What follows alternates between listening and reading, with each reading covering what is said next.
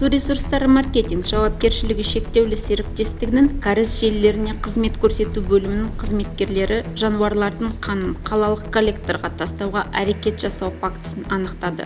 Шамамен 10 текше метр қан ассенизатор машинасы Сайрам ауданында орналасқан мал сою пункттерінің бірінен алынған. Осыдан кейін көлік жүргізуші қанды Шымкент қаласының канализациясына ағызуға әрекеттенген. Алайда ол мұны істей алмады. Мұндай фактілерді анықтау үшін арнайы түнгі айналма жолдарды бақылау жасайтын Су ресурстары маркетинг жауапкершілігі шектеулі серіктестігінің қызметкерлері бұл әрекетке жол бермеді.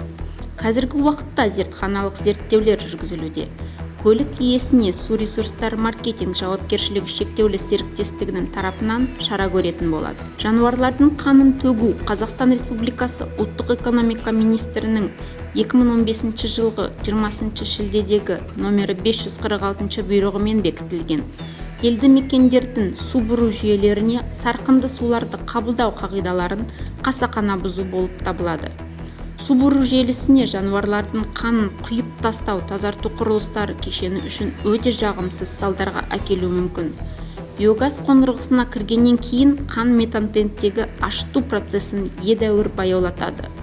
Бұл биогаз қондырғысының толық тоқтауына әкелуі мүмкін. Бұл тазарту қондырғыларының кешенінен істен шығарып және миллиондаған доллар шығын әкеледі.